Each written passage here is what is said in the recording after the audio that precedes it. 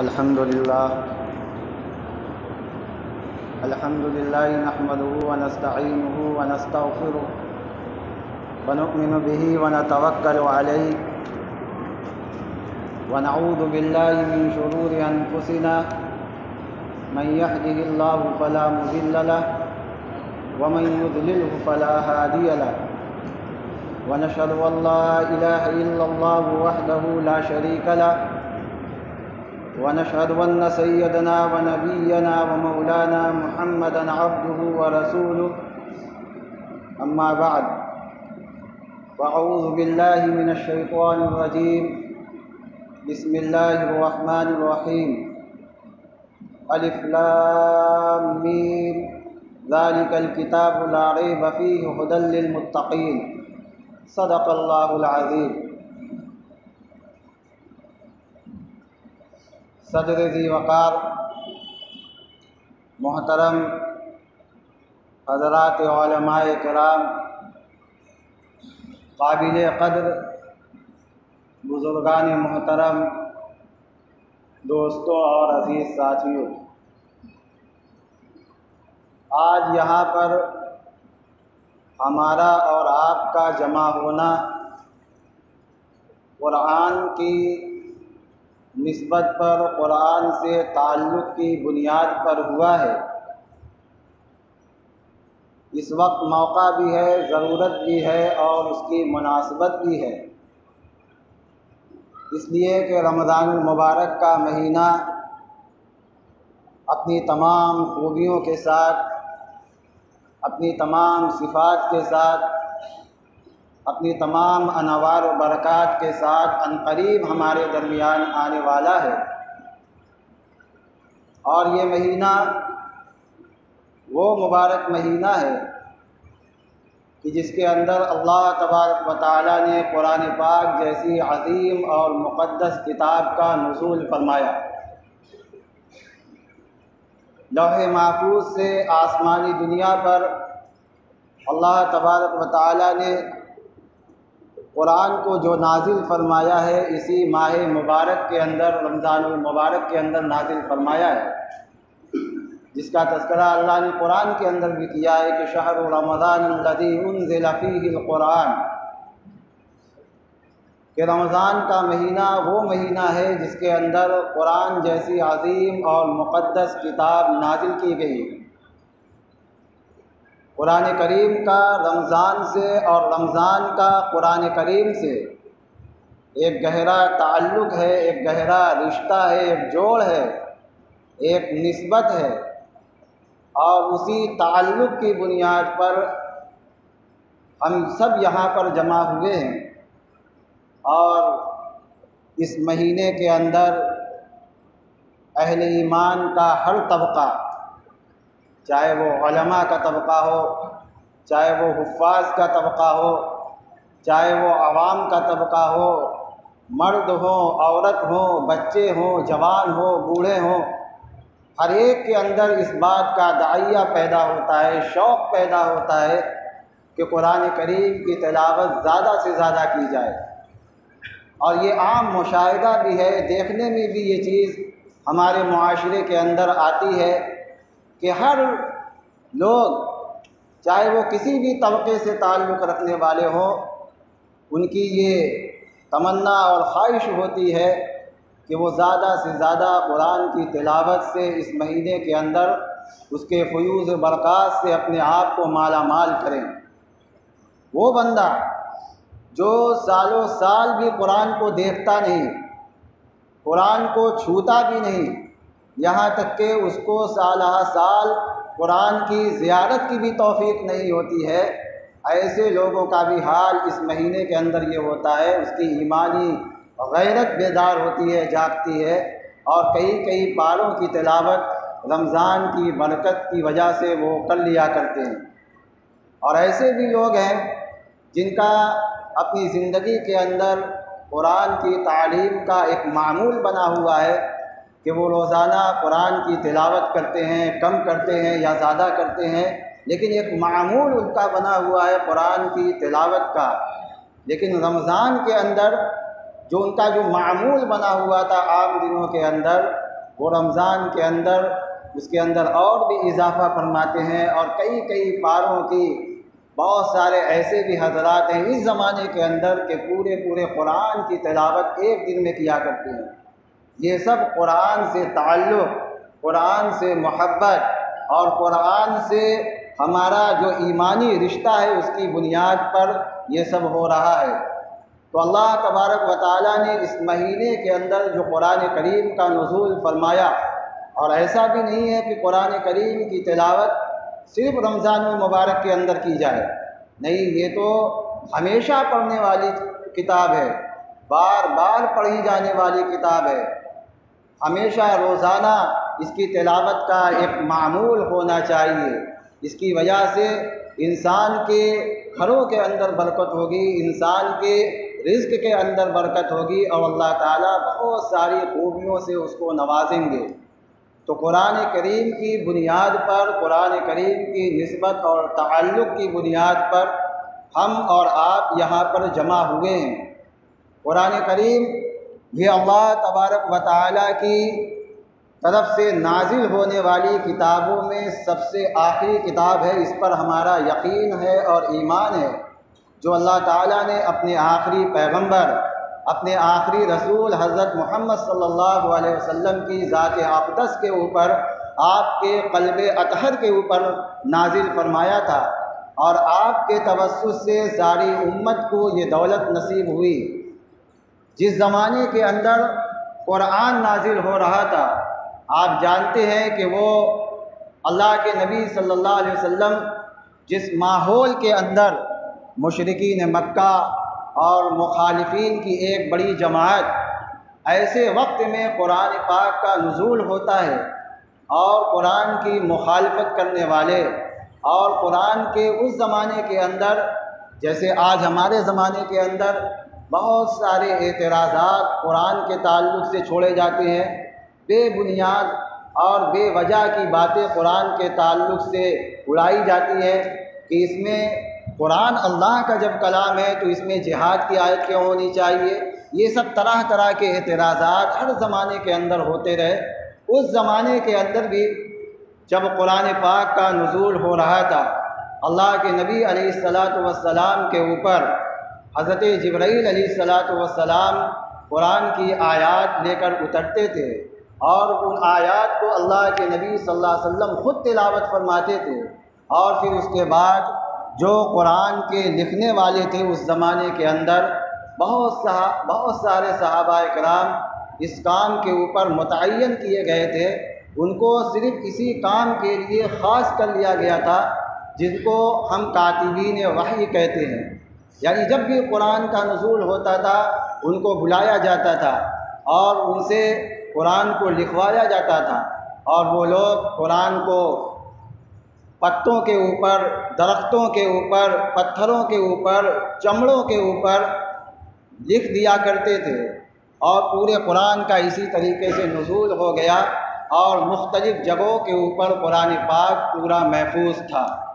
لیکن اللہ کے نبی صلی اللہ علیہ وسلم کے زمانے میں مشرکین مکہ نے یہ اعتراض کیا کہ یہ کلام جو ہے، جس کو یہ اللہ کا کلام بتاتے ہیں، یہ اللہ کا کلام نہیں ہے، یہ تو خود انہی کی زبان سے نکلے ہوئے کلمات ہیں جو اپنے ساتھیوں کے درمیان میں یہ پہلے کے لوگوں کے واقعات سناتے ہیں، ان کی باتیں سناتے ہیں، یہ انہی کی باتوں کو نقل کرتے ہیں۔ وقالوا اساطیر الاولین اقتتبها فهي تملی علیہ بکرۃ واصیلا۔ اللہ تعالیٰ فرماتے ہیں کہ یہ تو صبح شام جو اپنے ہم نشینوں کے ساتھ، اپنے ملنے جلنے والوں کے ساتھ بیٹھے رہتے ہیں اور ان کو پہلے زمانے کی باتیں سنایا کرتے ہیں، انہی کو ہمارے سامنے پیش کر کے کہتے ہیں کہ یہ اللہ کا کلام نہیں ہے۔ تو ایک تو اللہ کے کلام کا انکار، اور پھر اللہ تبارک و تعالیٰ کو اس بات کا بھی علم تھا کہ جب قرآن نازل ہوگا اور جب قرآن کو اتارا جائے گا تو اس طریقے کے اعتراضات بھی سامنے آئیں گے۔ اللہ کے نبی صلی اللہ تبارک و تعالیٰ چونکہ ہر چیز کا جاننے والا، سمجھنے والا، ہر چیز سے باخبر ہے، تو اللہ تعالیٰ نے اس کا پہلے ہی انتظام فرما دیا، اور قرآن کے اندر چیلنج نازل فرما دیا، اتار دیا کہ تمہیں اس قرآن کے اندر اس بات کا شک ہے کہ یہ اللہ کا کلام نہیں ہے، یہ کسی انسان کا، محمد صلی اللہ علیہ وسلم کا بنایا ہوا ان کی باتیں ہیں، اللہ کا کلام نہیں ہے، تو تم بھی تو ایک انسان ہو اور تم بھی اپنے منہ کے اندر زبان رکھنے والے ہو،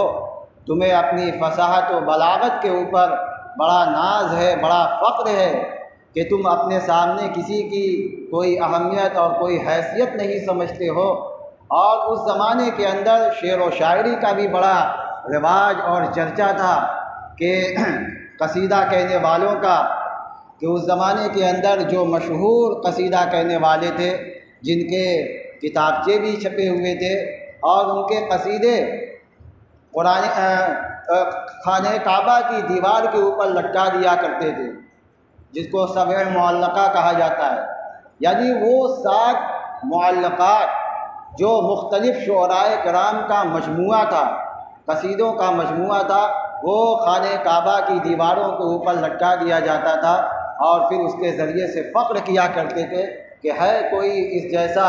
شعر کہنے والا، اس جیسے اشعار کہنے والا کوئی ہے۔ تو انہی قصیدہ کہنے والوں میں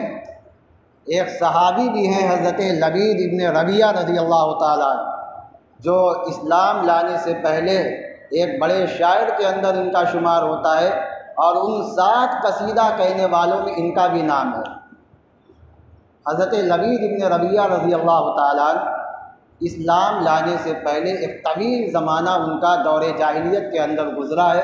اور بڑے بڑے اشعار بھی انہوں نے کہے ہیں۔ مکہ مکرمہ تشریف لائے، خانہ کعبہ کی دیوار کے اوپر اس وقت آیت نازل ہوئی سورۃ الکوثر، اور اس آیت کو خانہ کعبہ کی دیوار پر لٹکا دیا گیا۔ جب صحابی رسول حضرت لبید ابن ربیہ رضی اللہ تعالیٰ ابھی اسلام نہیں لائے تھے، جب ان کی نظر سورۃ الکوثر کے اوپر پڑتی ہے تو بالکل حیران ہو گئے۔ وہ فصیح و بلیغ انسان جب قرآن کی اس چھوٹی اور مختصر سی سورہ کو دیکھتا ہے، فوراً اس کی زبان سے یہ جملہ نکلتا ہے کہ لیس ھذا من کلام البشر، یہ کسی انسان کا کلام نہیں ہے۔ بالکل خالی الذہن آدمی، بالکل صاف ستھرا ذہن کا آدمی جب قرآن کو پڑھے گا، قرآن کو سنے گا، تو فوراً وہ اس کو تسلیم کر لے گا کہ یہ اللہ کا کلام ہے۔ حضرت لبید ابن ربیہ رضی اللہ تعالیٰ عنہ کے ساتھ بھی ایسا ہی ہوا، اور اس آیت کریمہ کو دیکھ کر، اس چھوٹی اور مختصر سی سورہ کو دیکھ کر وہ فوراً اسلام کو قبول کر لیتے ہیں، اور اس کے بعد شعر و شاعری کو بھی چھوڑ دیا۔ تو لوگوں نے ان سے پوچھا کہ تمہارا تو کام تھا، مشغلہ تھا شعر کہنے کا، اشعار کہنے کا، قصیدہ کہنے کا، تو انہوں نے کہا کہ ابعد القرآن، کیا قرآن کے بعد بھی قصیدہ کہنے کی گنجائش باقی ہے؟ کیا شعر و شاعری کہنے کی گنجائش باقی ہے؟ انہوں نے شعر و شاعری چھوڑ دی۔ انہی کا یہ شعر ہے، الا کل شیء ما خلا اللہ باطل، کل نعیم لا محالۃ باطل، کہتے ہیں اللہ کے سوا ہر چیز باطل ہے اور ہر نعمت کو زوال آنے والا ہے۔ یہ انہی کا شعر ہے، اور اس شعر کی اللہ کے نبی صلی اللہ علیہ وسلم بڑی تعریف فرمایا کرتے تھے۔ تو اس زمانے کے اندر مشرکین مکہ کی طرف سے جو بہت سارے الزامات، اعتراضات تھے، ان میں ایک یہ اعتراض بھی تھا کہ یہ کلام اللہ کا کلام نہیں ہے، لیکن ان کے دعوے سب رد کر دیے گئے۔ اللہ نے چیلنج نازل فرما دیا، اور اس چیلنج کی بنیاد پر اللہ نے کہا کہ اگر تم یہ کہتے ہو کہ یہ انسان کا کلام ہے، تو تم بھی ایک انسان ہو، زبان اپنے منہ کے اندر رکھنے والے ہو، فصیح و بلیغ ہو، تم قرآن کے جیسی کوئی سورہ پیش کرو، تم قرآن کے جیسی کوئی آیت کو پیش کرو، قرآن کی جیسی کوئی سورہ تو کیا اس کا کوئی ٹکڑا بھی پیش کرو، لیکن وہ قرآن کے اس ٹکڑے کو کیا ایک آیت بھی پیش کرنے سے عاجز آ گئے۔ تو یہ کلام قرآن مجید اللہ کا وہ مقدس اور برکت والا کلام ہے، جس کو اللہ تبارک و تعالیٰ نے اپنے آخری پیغمبر کے ذریعے سے امت مسلمہ کو عطا فرمایا۔ قرآن کی دولت، قرآن کی تلاوت کرنے والا، قرآن سے محبت رکھنے والا، قرآن کو پڑھنے والا، قرآن کو سمجھنے والا، یہ تعلق سے اللہ کے نبی صلی اللہ علیہ وسلم نے حدیث کے اندر بے شمار فضائل، قرآن کے تعلق سے، قرآن کے پڑھنے والوں کے تعلق سے، حافظ قرآن کے تعلق سے، عالم دین کے تعلق سے، حاملین قرآن کے تعلق سے، قرآن کے فوائد اور قرآن کے پڑھنے کے طریقے بے شمار حدیث کے اندر اللہ کے نبی صلی اللہ علیہ وسلم نے اس کو بیان فرمایا ہے۔ جو لوگ قرآن سے الفت رکھتے ہیں، قرآن سے محبت رکھتے ہیں اور قرآن سے تعلق اپنا مضبوط رکھتے ہیں، یہی قرآن کل قیامت کے دن ان کے لیے سفارش کرے گا اللہ کے حضور میں، اللہ کی بارگاہ میں وہ اللہ کے حضور میں درخواست پیش کرے گا۔ حدیث پاک کے اندر آتا ہے، اللہ کے نبی علیہ الصلاۃ والسلام فرماتے ہیں کہ یجیء القرآن یوم القیامت فیقول یا ربی حلی، کہ قرآن کل میدان محشر میں اور قیامت کے دن اللہ کے حضور میں حاضر ہوگا اور اللہ کے حضور میں درخواست پیش کرے گا اور وہاں پر مطالبہ رکھے گا اور کہے گا یا ربی حلی، اس بندے کو پہنائیے، اور وہاں پر جو قرآن کا مطالبہ ہوگا، مطالبہ قرآنی رد نہیں کیا جائے گا، مقبول ہوگا اور حکم ہوگا فیلبس تاج الکرامہ، کہ اس بندے کو کرامت کا تاج پہنا دیا جائے گا، اس بندے کو عزت و اکرام کا تاج پہنا دیا جائے گا۔ جب یہ اعزاز اور یہ بلندی اور رفعت اور وہ ایک خصوصی مقام ان تمام مجموعوں کے اندر ایک نمایاں اور خصوصی مقام رکھنے والا وہ انسان ہوگا، قرآن کا مطالبہ یہیں پر بس نہیں ہوگا، آگے قرآن پھر اللہ کے حضور میں درخواست کرے گا، حالانکہ یہ جو نعمتیں اس کو دی جا رہی ہوں گی یہ بھی وہاں پر کچھ کم نہیں ہوگی، لیکن قرآن پھر اللہ کے حضور میں درخواست کرے گا یا ربی زدہ، اے اللہ اور بھی زیادہ ان کا اکرام کیجیے۔ کن کا اکرام کیجیے؟ قرآن سے محبت کرنے والوں کا، قرآن کے پڑھنے والوں کا، حاملین قرآن کا، ان کے معنی اور مطلب کے سمجھنے والوں کا۔ قرآن پھر درخواست کرے گا اے اللہ ان کی نعمت کے اندر اور بھی اضافہ کیجیے۔ پھر حکم ہوگا، وہاں پر اعلان ہوگا فیلبس حلۃ الکرامہ، پھر ان کو کرامت کی پوشاک پہنائی جائے گی۔ ابھی تو تاج پہنایا گیا تھا جو سروں پر پہنایا جاتا ہے، پھر حکم ہوگا قرآن کے مطالبے کے اوپر، پھر حکم ہوگا کہ ان کو عزت و اکرام کا پوشاک پہنا دیا جائے۔ جب یہ اعزاز اس بندے کو عطا کر دیے جائیں گے، مطالبہ قرآنی یہیں پر ختم نہیں ہوگا، قرآن پھر اللہ کے حضور میں درخواست کرے گا یا رب العالمین ارضا فیرضا عنہ، اللہ کے حضور میں قرآن درخواست کرے گا اے اللہ آپ اس بندے سے راضی ہو جائیے، فیرضا عنہ، اللہ اس بندے سے راضی ہو جائیں گے قرآن کے مطالبے پر، قرآن کی درخواست پر۔ اور قرآن کن کے لیے درخواست کرے گا؟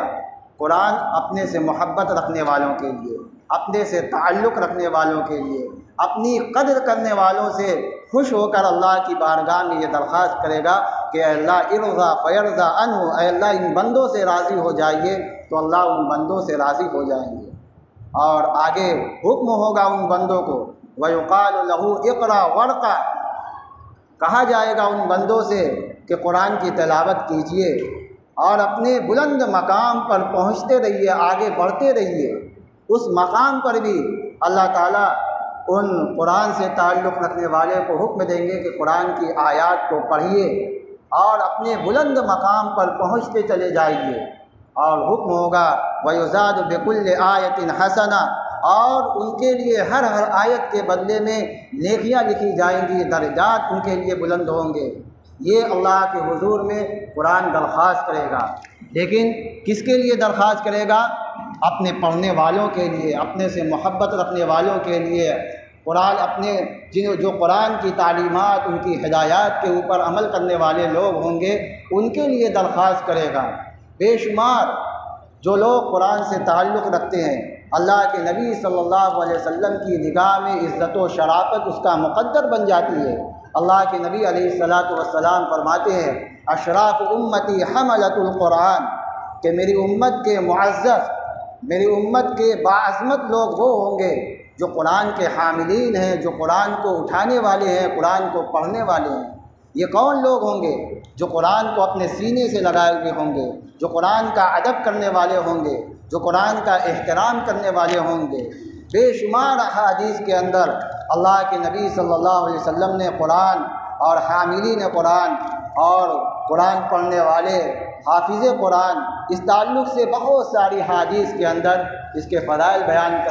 فرمائے گئے ہیں۔ ایک حدیث میں اللہ کے نبی صلی اللہ علیہ وسلم نے فرمایا ان للہ اہلین من الناس، اللہ کے نبی علیہ الصلاۃ والسلام فرماتے ہیں کہ قیامت کے دن کچھ لوگ اہل، یہ آپ جانتے ہیں کہ گھر کے قریبی لوگوں کو، گھر والوں کو کہا جاتا ہے، جس کے اندر بیوی ہوتی ہے، بچے ہوتے ہیں، یعنی انسان کی اپنی فیملی اور گھر کے لوگوں کو اہل کہا جاتا ہے۔ لیکن اللہ تعالیٰ کا تو کوئی اہل نہیں ہے، اللہ تعالیٰ تو ان چیزوں سے پاک ہے۔ تو یہاں پر اللہ تعالیٰ نے فرمایا کہ ان للہ اللہ کے نبی نے فرمایا ان للہ اہلین من الناس، کہ کچھ لوگ اللہ کے قریبی لوگ ہوں گے۔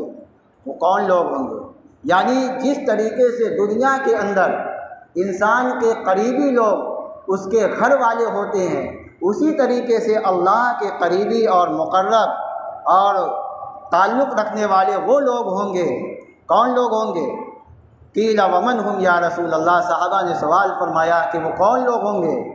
تو اعلان ہوتا ہے ہم اہل القرآن و اہل اللہ خاصتہ، کہ وہ اہل قرآن ہوں گے، قرآن کو سینے سے لگانے والے، قرآن پڑھنے والے، یعنی یہ اللہ کی بارگاہ میں اللہ کے قریبی لوگ ہوں گے جو قرآن کے ساتھ اپنے تعلق کو مضبوط بنائے ہوئے ہوتے ہیں۔ قرآن کی نسبت پر آج ہم کو یہاں پر جمع کیا گیا ہے، قرآن کی بنیاد پر آج ہم کو یہاں جمع کیا گیا، لیکن قرآن کے ساتھ جیسی محبت ہونی چاہیے، جیسی اس کی عظمت کا تقاضا ہے، اور جیسے ایک مومن کے ذہن و دماغ سے جس قدر مطلوب ہے، آج ہمیں ہمارے دل و دماغ کے اندر اور آج ہمارے اعضاء اور جوارح سے ویسی محبت اور عظمت نہیں پائی جاتی۔ قرآن کی نسبت پر ہمیں جمع کیا جاتا ہے۔ ہمارے پاس ہر ایک چیز کے لیے تو وقت ہوتا ہے، دنیاوی تمام چیزوں کے لیے ہمارے پاس وقت ہے، ٹہلنے پھرنے کے لیے، گھومنے پھرنے کے لیے، سیر و تفریح کرنے کے لیے، ہر ایک چیز کے لیے ہمارے پاس وقت ہے۔ نہیں وقت ہے ہمارے پاس تو قرآن کی مجلسوں میں حاضر ہونے کے لیے، قرآن کے درس میں حاضر ہونے کے لیے، قرآن کو سننے کے لیے حاضر ہونے کے لیے آج ہمارے پاس وقت نہیں ہے۔ ہاں ہمارے پاس وقت ہے، کوئی سیاسی لیڈر آواز دے دے، آواز لگا دے تو جھوم کے جھوم اس طرف چلے جائیں گے اور آگا پیچھا اچھا برا کچھ بھی نہ سمجھ کر کے پیچھے چلے جائیں گے۔ لیکن قرآن کی نسبت پر جمع کیا جاتا ہے، جو مجلس اللہ کے فرشتوں کے اترنے کا، اور یقیناً جو مجلسیں اور محفلیں رحمت و برکت کا مستحق بننے والی ہے، ایسی مجلسوں کے اندر ہمارے قدم نہیں بڑھتے۔ یہ قرآن کی ناقدری اور اللہ کے طرف سے ملنے والے احسان کی ناشکری نہیں تو پھر اور کیا ہے۔ اللہ تعالیٰ ایسے لوگ، اللہ کے نبی صلی اللہ علیہ وسلم ایسے لوگوں کے بارے میں قرآن کے اندر ان کے فضائل نہیں بیان فرما رہے ہیں۔ قرآن کے ساتھ تعلق، یعنی قرآن کے جو حقوق ہیں، ان حقوق کے ساتھ قرآن کو اپنے سینے سے لگانے والے جو لوگ ہوں گے، ان کے فضائل حدیث مبارکہ کے اندر بیان کیے گئے ہیں کہ جو قرآن کی تعلیمات پر بھی عمل کرنے والے ہوں گے، جو پڑھنے والے ہوں گے، جیسا کہ اللہ کے نبی صلی اللہ علیہ وسلم نے حدیث کے اندر فرمایا کہ خیرکم من تعلم القرآن وعلمہ، کہ تم میں کا سب سے بہتر اور سب سے باعظمت انسان وہ ہے جو قرآن کو سیکھتا ہے اور سکھاتا ہے، یعنی قرآن کی تعلیم دینے والا، قرآن کی تعلیم لینے والا۔ بارگاہ رسالت سے سند دی جا رہی ہے، اللہ کے نبی صلی اللہ علیہ وسلم یہ پروانہ اور یہ خوشخبری سنا رہے ہیں کہ تم میں سب سے بہتر اور سب سے بلند مقام پر فائز انسان وہ انسان ہوگا جو قرآن کو پڑھتا ہے، قرآن کو پڑھاتا ہے، قرآن کو سیکھتا ہے، قرآن کو سکھاتا ہے، قرآن پر خود عمل کرتا ہے، قرآن پر عمل کرنے کی لوگوں کو دعوت دیتا ہے۔ اور جس آدمی کو قرآن کی دولت مل جائے، جس کو اللہ تعالیٰ حافظ قرآن بنا دے، جس کو عالم دین بنا دے، جن کو قرآن کے پڑھنے کی توفیق اللہ تبارک و تعالیٰ اس دنیا کے اندر دے دے، اور اس نعمت کے ملنے کے بعد وہ دنیا کی کسی نعمت کو دیکھ کر اگر وہ اس قرآن کی نعمت کو ہلکا سمجھ لے، گویا کہ اس کے دل و دماغ کے اندر حقارت نعوذ باللہ پیدا ہو جائے، تو اس نے اللہ کے کلام کی توہین کی۔ اللہ کے نبی صلی اللہ علیہ وسلم فرماتے ہیں کہ من آتاہ القرآن ثم علم ان احدا اوتی فقد ان احدا اوتی خیرا منہ فقد حقر ما عظمہ اللہ۔ اللہ کے نبی صلی اللہ علیہ وسلم فرماتے ہیں کہ جس شخص کو قرآن کی نعمت سے نوازا گیا، قرآن کی دولت سے نوازا گیا، اور اس دولت کے ملنے کے بعد وہ دنیا کے اندر کسی آدمی کو کسی نعمت کے اندر دیکھ کر اگر اس کے اوپر رشک کرنے لگے، حسد کرنے لگے، اور وہ یہ سوچے کہ ہم کو تو قرآن کی نعمت ملی، فلاں انسان کو کتنی بڑی نعمت اور کتنی عظیم منصب سے اللہ نے نوازا، یعنی اس قرآن کے مقابلے میں اس نعمت کو دیکھ کر تو گویا اس کے ذریعے سے وہ قرآن کی تحقیر کر رہا ہے، تو اللہ کے نبی صلی اللہ علیہ وسلم فرماتے ہیں کہ فقد حقر ما عظمہ اللہ، کہ اس نے قرآن کی تحقیر کی، یعنی اس نے اللہ کے اس کلام کی جس کو اللہ نے معظم بنایا تھا، جس کو اللہ نے بزرگ بنایا تھا، جس کو اللہ نے مقدس بنایا تھا، اس کلام کی توہین اس کے دلوں کے اندر پائی جا رہی۔ اللہ تعالی ہم سب کی اس سے حفاظت فرمائے۔ قرآن بڑی ہی عظمت والی کتاب ہے، اس کے بارے میں کیا کہا جائے، ہر انسان، ہر مومن کے دلوں کے اندر اس کا ادب پایا جاتا ہے، اس کا احترام پایا جاتا ہے کہ جب قرآن کی تلاوت ہوتی ہے تو دنیا کی کسی بھی کتاب کے پڑھنے کے اندر یہ حکم نہیں دیا گیا کہ تم باوضو ہو کر اس کتاب کو ہاتھ لگاؤ، لیکن قرآن ایک ایسی واحد اور مقدس اور عظمت اور برکت والی کتاب ہے کہ اس کے بارے میں حکم دیا گیا کہ قرآن کو تم ہاتھ نہیں لگا سکتے جب تک کہ تم باوضو نہ ہو جاؤ۔ یہ قرآن کا ادب ہے، احترام ہے۔ تو قرآن کے تعلق سے بہت ساری باتیں کہ جو بھی بیان کر دیا، ہر مومن کے دلوں کے اندر اس تعلق سے ادب پایا جاتا ہے، احترام پایا جاتا ہے کہ جب ایک جاہل انسان بھی جس کو قرآن کے بارے میں ذرہ برابر بھی علم نہیں ہے لیکن اس کا ایمان ہوتا ہے اس قرآن کے اوپر، تو جب وہ بھی بندہ جب قرآن کو ہاتھ میں لیتا ہے تو اپنے سینے سے لگاتا ہے، اپنی آنکھ سے لگاتا ہے، اس کو چومتا ہے، یہ سب تعلق کی بنیاد پر۔ بھلے ہی سال میں کسی دن قرآن کے پڑھنے کی توفیق نہ ہو، لیکن جب بھی وہ قرآن کو لے گا وہ اس کا معاملہ یہ ہوگا، فوراً ایمانی غیرت اس کی بیدار ہوگی، بھڑک جائے گی، اور یہ حال ہوگا کہ وہ اس کو اپنے چومنے بھی لگتا ہے اور اس کو سینے سے بھی لگاتا ہے، آنکھوں سے بھی لگاتا ہے، اور لگانا بھی چاہیے۔ یہ قرآن کا اعزاز ہے کہ اللہ تعالیٰ نے اس کو اس بلند مقام پر اس کتاب کو فائز کیا۔ اللہ کے نبی صلی اللہ علیہ وسلم کے زمانے کے اندر جب قرآن نازل ہو رہا تھا اور جب قرآن اتر رہا تھا اور اللہ کے نبی صلی اللہ علیہ وسلم کی زبان سے صحابہ کرام محسوس کیجئے کہ کلام الہی کلام جو اللہ کی ایک صفت ہے، اور اس صفت جب اللہ کے نبی صلی اللہ علیہ وسلم بذات خود اس کی تلاوت کر رہے ہوں تو اس تلاوت کا کیا حال ہوگا۔ اللہ کے نبی صلی اللہ علیہ وسلم کو دنیا کے اندر جو بھیجا گیا ہے، اس بھیجنے کے اندر جو چند مقاصد آپ کے بیان کیے گئے ہیں ان میں ایک مستقل مقصد آپ کا یہ ہے قرآن پاک کی تلاوت کرنا، یعنی آپ قرآن کی تلاوت کریں، اور جب آپ قرآن کی تلاوت کریں گے اور آپ کی زبان مبارک سے جب کوئی آدمی قرآن سنے گا اس کی دل کی دنیا بدل جائے گی، پھر وہ اپنے آپ کو روک نہیں پائے گا، وہ بے چین ہو جائے گا، ایمان لائے بغیر وہ رہ ہی نہیں سکتا کہ زبان نبوت سے کوئی کلام الہی کو سن لے، اس کا کیا نور ہوگا، اس کا کیا مقام ہوگا، اس کی کیا حیثیت ہوگی۔ اسی لیے اللہ کے نبی صلی اللہ علیہ وسلم کے زمانے میں جب قرآن اتر رہا تھا اور اس زمانے کے اندر جو مشرکین مکہ کے بڑے بڑے لوگ ہوا کرتے تھے وہ اپنے ملنے جلنے والوں کو روکا کرتے تھے کہ ان کی مجلسوں میں مت جانا،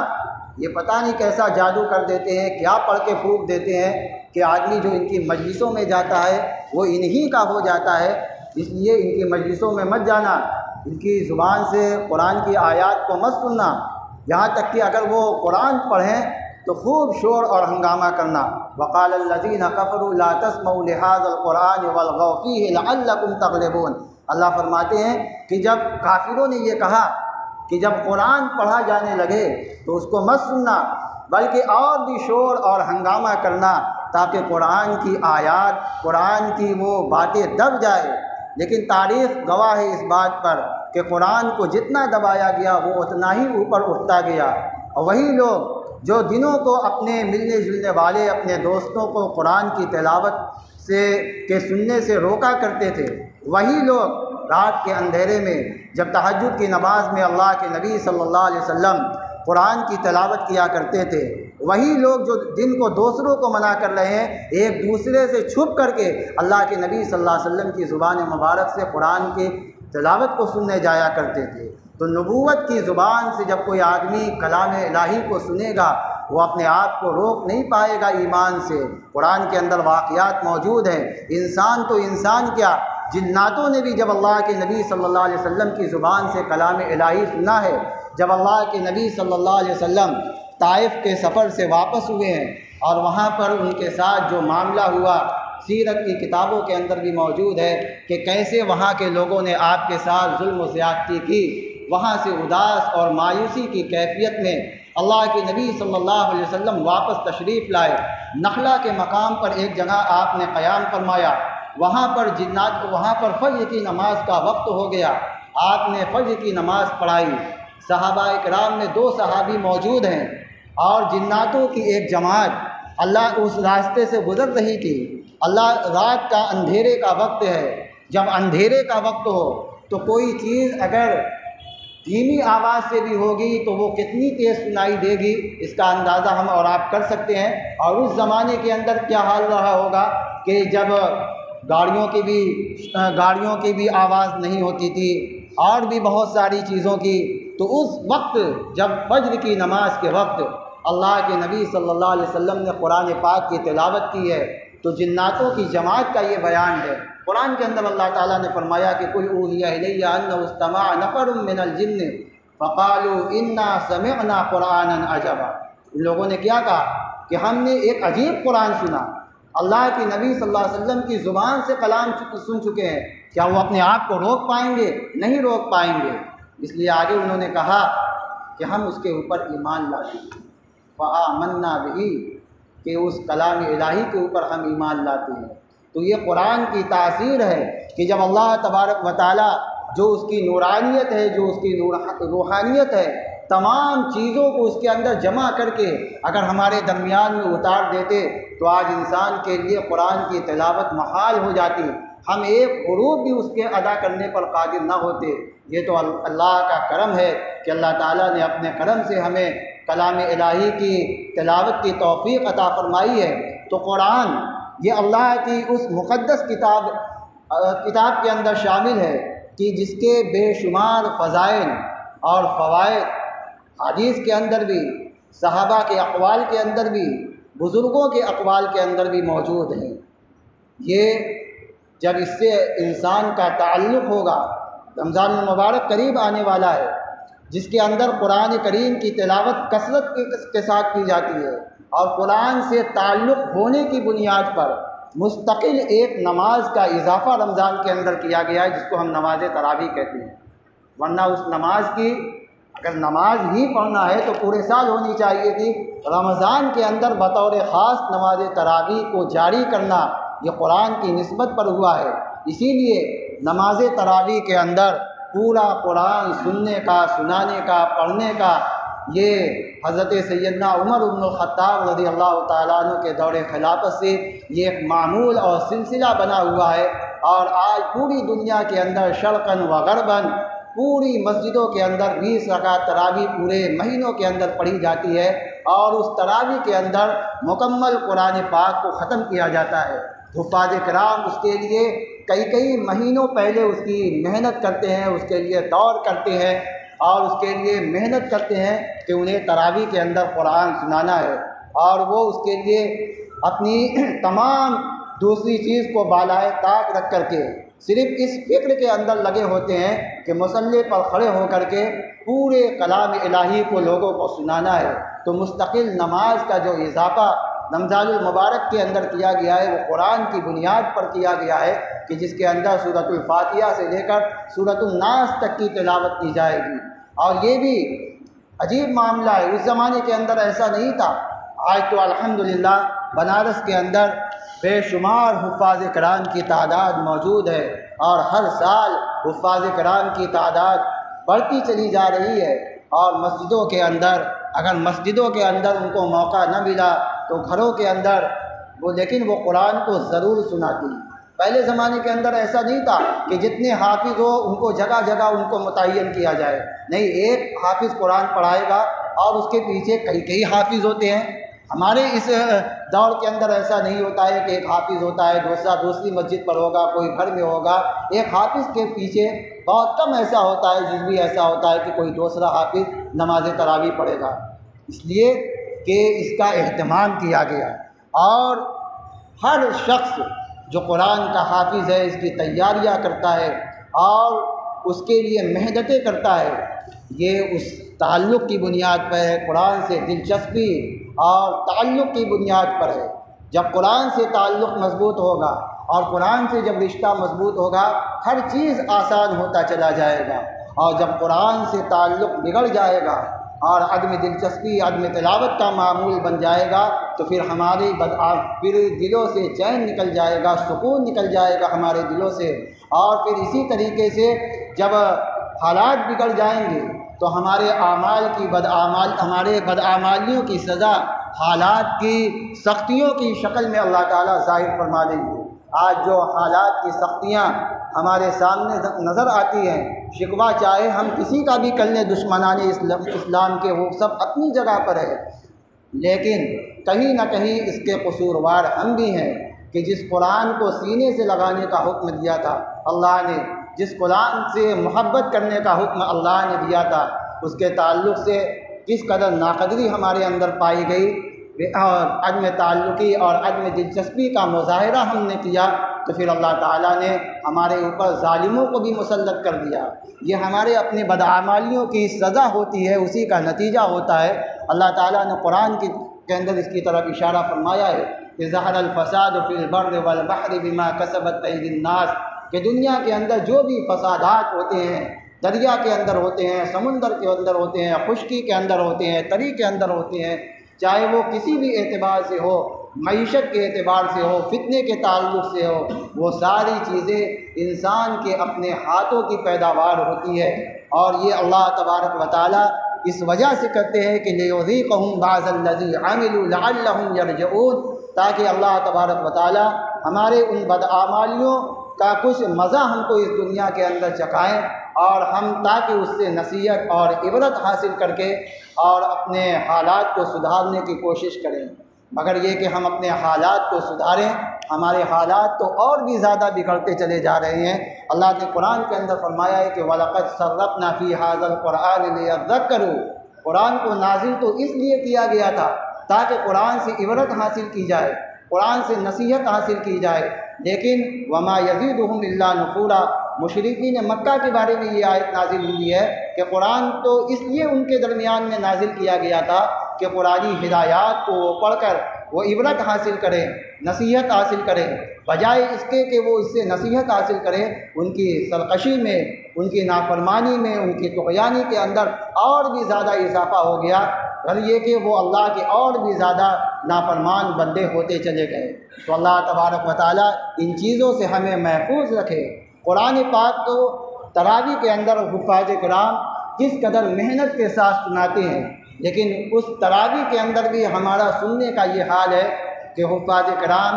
پوری محنت کے ساتھ، پوری تیاری کے ساتھ مصلی پر کھڑے ہوتے ہیں، پیچھے کوئی آدمی بات کر رہا ہے، کوئی آدمی ٹیک لگائے ہوئے بیٹھا ہے، کوئی آدمی سو رہا ہے، کوئی آدمی پان کھا رہا ہے، کوئی آدمی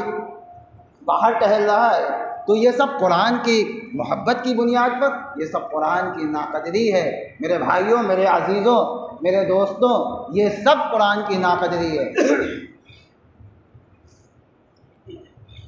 کس قدر محنت کے ساتھ، کس قدر تیاری کے ساتھ حفاظ کرام مصلی پر کھڑے ہوتے ہیں، اور کہیں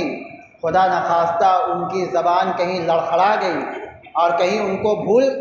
کو متشابہ لگ گیا اور بھول گئے، تو پھر اب باہر چرچے ہونے لگیں گے۔ پان کی دکان پر، چائے کی دکان پر تذکرہ ہوگا کہ بڑا بھولتے ہیں آپ کی، پتہ نہیں لگتا یاد واد نہیں ہے کیا ان کا، پتہ نہیں کیسے آ گئے مصلی، یاد نہیں کرتے ہیں کہا کبھی قرآن پاک، یہ سب تذکرہ ہم لوگ کرتے ہیں۔ اور کون لوگ تذکرہ کریں گے؟ جو نہ سال میں کبھی قرآن پڑھتے ہیں، نہ قرآن کے ساتھ ان کی محبت ہے، یہ اپنا قرآن کے ساتھ ان کا لگاؤ، بس ان کو تو کسی بھی طریقے سے جلدی پڑھنے والا انسان چاہیے۔ وہ ایک ایک منٹ کو ہر 2 رکعت کے اوپر گھڑی کے اوپر نگاہ رکھیں گے، کہیں آج تاخیر تو نہیں ہو گئی، 2 منٹ 1 منٹ کی تاخیر ہو جائے گی، فوراً باہر نکل کر کے اس کا تذکرہ کریں گے۔ حفاظ کرام کی جان نکل جاتی ہے، کلیجہ نکال کر کے اپنا رکھ دیتے ہیں تراویح کے اندر، لیکن ہمیں اس کا احساس نہیں ہوتا کہ کس قدر تیاری اور محنت کے ساتھ وہ قرآن پاک کو حفظ کرتے ہیں۔ اللہ تعالیٰ جس کو توفیق دیتے ہیں، یہ اللہ کے منتخب بندے ہیں۔ ہمیں جن لوگوں کو اللہ نے توفیق دی ہے، اتنے سارے انسان یہاں پر موجود ہیں،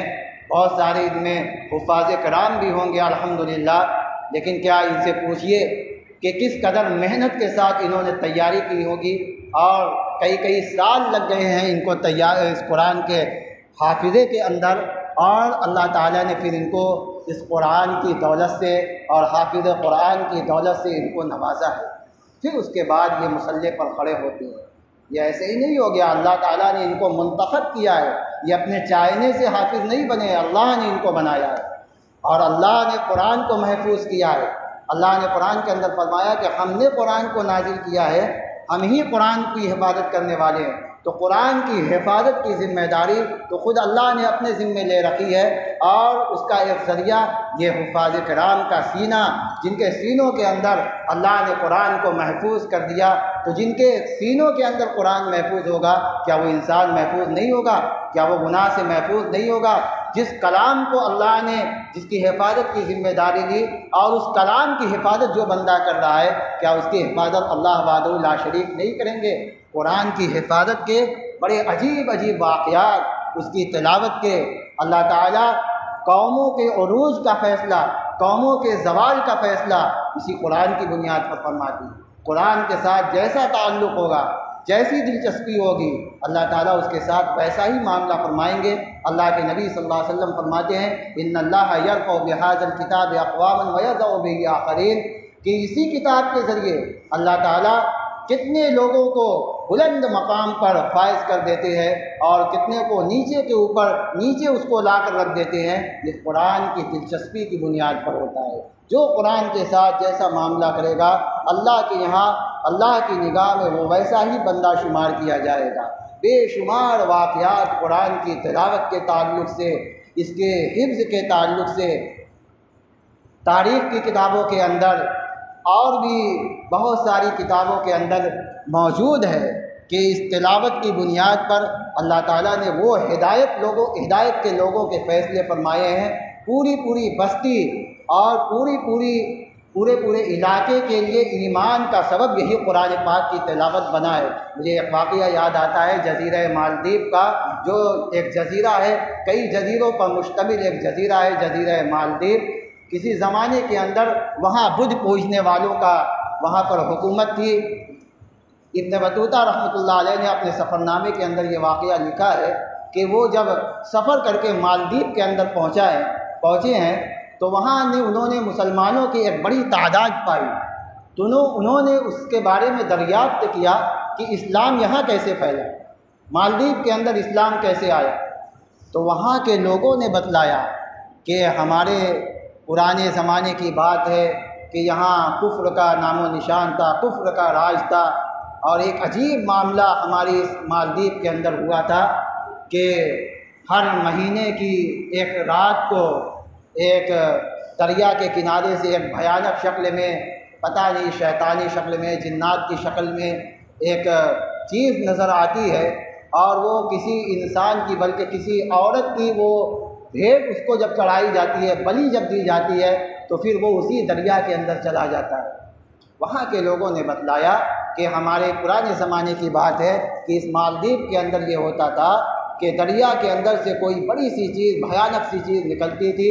اور ہر مہینے کے اندر نکلتی تھی، قرآن اندازی ہوتی تھی، اور قرآن کے اندر جس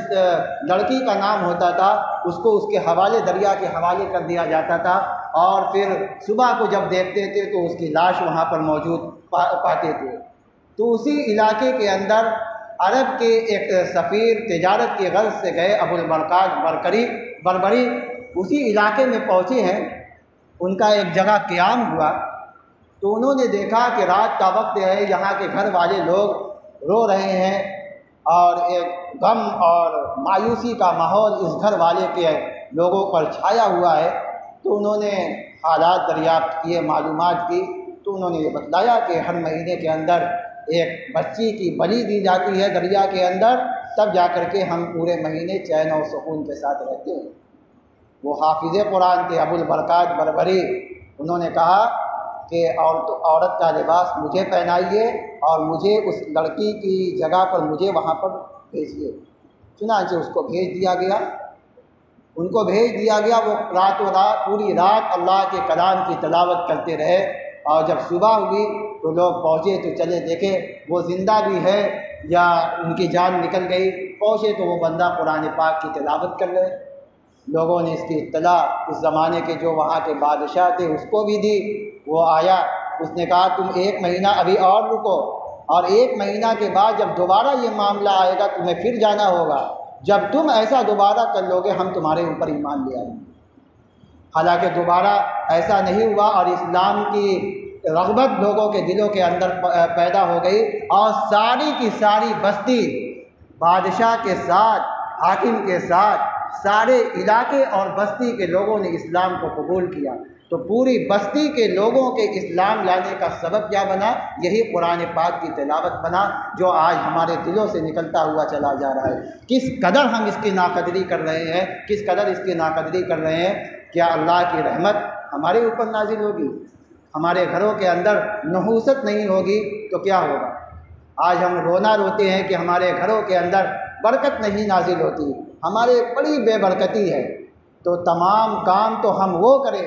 جو اللہ کے غضب کو لانے والی چیز ہے، جو اللہ کے عذاب کو لانے والی چیز ہے، اور امید ہم اس بات کی لگائیں کہ اللہ کی طرف سے رحمت نازل ہوں گی، برکتیں نازل ہوگی۔ تو اس خوش فہمی میں نہ رہیے۔ اللہ تعالیٰ کسی کے محتاج نہیں ہے، اللہ تعالیٰ کسی بھی قوم کے، کسی بھی لوگ کے محتاج نہیں، وہ ہر چیز کے اوپر قدرت رکھنے والے ہیں۔ وہ تو اپنے گھروں کی حفاظت پرندوں کے ذریعے سے بھی کراتے ہیں، اور کرا کر دکھلا بھی دیا۔ یہ قرآن جو نازل ہوا ہے، اس کے ساتھ اگر ہم نے معاملہ محبت اور دلچسپی کا نہ دکھایا تو ایسا نہ ہو کہ قرآن کے ساتھ ساتھ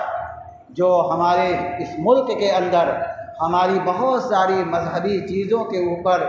جو پابندیاں عائد کی جا رہی ہیں اور لگائی جا رہی ہیں، وہ سب آپ کے علم کے اندر بھی ہے۔ ایسا نہ ہو، ایسا نہ ہو، خدا نخواستہ ایسا نہ ہو کہ یہ قرآن کی عدم دلچسپی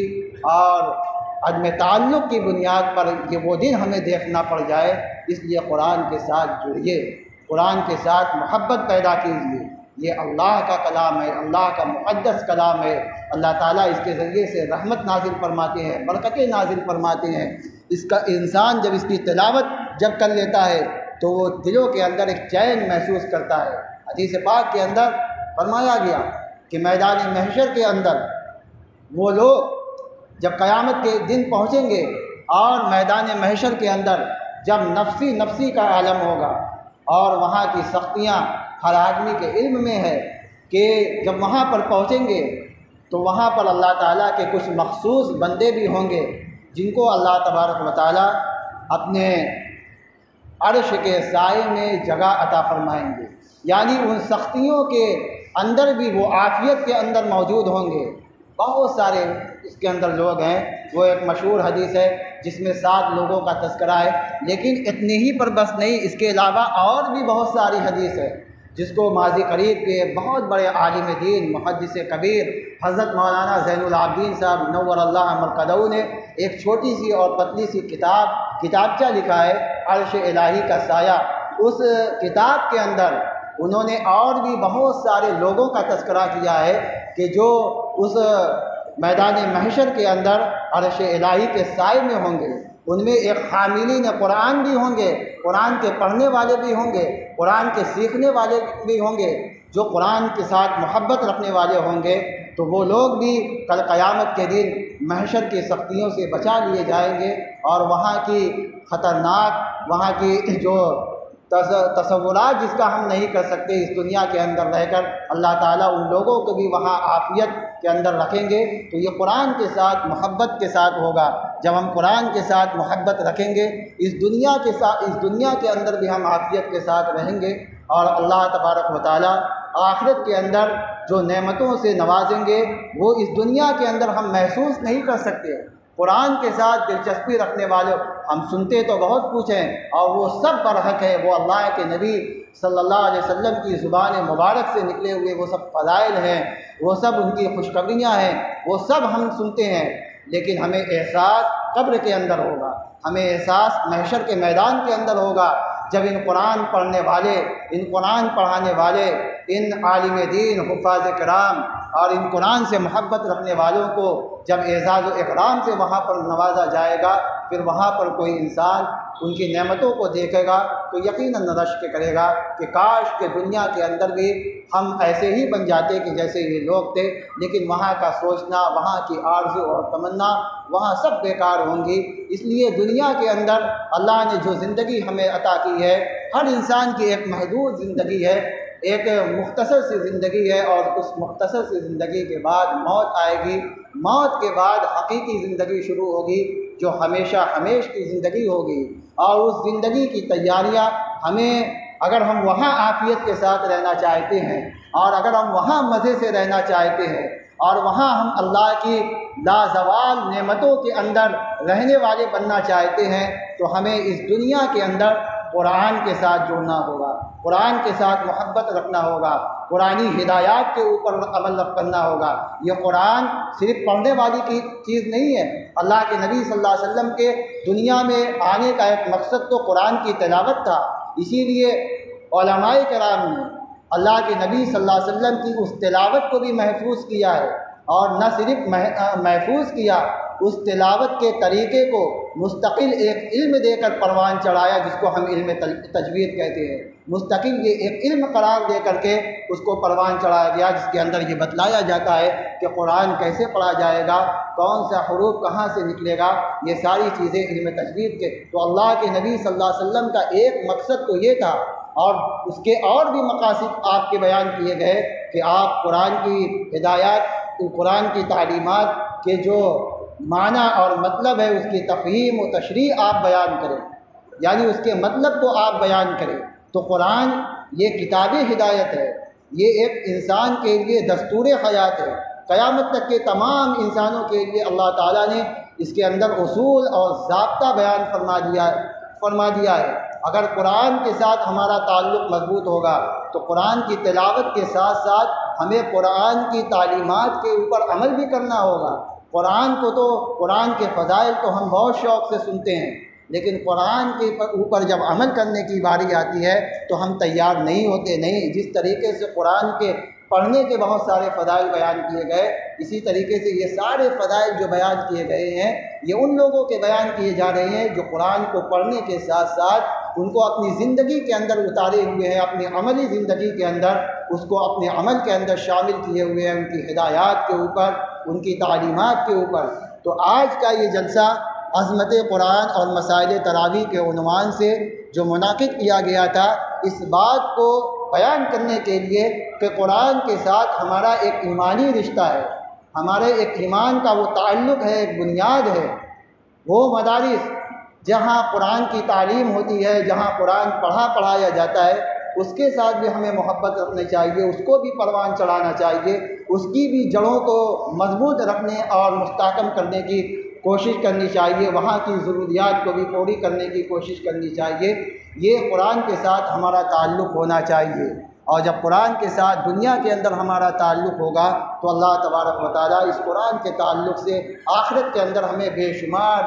لازوال نعمتوں سے نوازیں گے۔ آج کی مجلس یہ اسی لیے قائم کی گئی ہے کہ قرآن کے ساتھ یہ رمضان المبارک کا مہینہ عنقریب ہمارے درمیان میں آنے والا ہے، جس مہینے کے اندر ہر بندے مومن کے دلوں کے جذبات ابھر جاتے ہیں قرآن کے تعلق سے، اور ہر بندہ قرآن کریم کی تلاوت کثرت کے ساتھ کیا کرتا ہے۔ ہر ایک بندے کی یہ کوشش ہوتی ہے کہ وہ زیادہ سے زیادہ قرآن پاک کی تلاوت کرے اور اس کی فیوز برکات سے مستفیض ہو۔ تو ہمارا بھی یہ عمل ہونا چاہیے، ہماری بھی یہ کوشش ہونی چاہیے کہ آنے والے اس مہینوں کے اندر بھی، رمضان کے اندر بھی اور غیر رمضان کے اندر بھی، ہم قرآن کے ساتھ اپنے تعلق کو مضبوط بنائیں، ان کے ساتھ محبت رکھنے والے بن جائیں۔ انشاءاللہ الرحمن قرآن اپنی تمام نورانیت کے ساتھ اور اس کے جو فیوز و برکات حدیث مبارکہ کے اندر بیان کیے گئے ہیں اس بندے کو حاصل ہو جائیں گی۔ اللہ تبارک و تعالیٰ ان ہدایات کے اوپر ہم تمام لوگوں کو عمل کی توفیق عطا فرمائے۔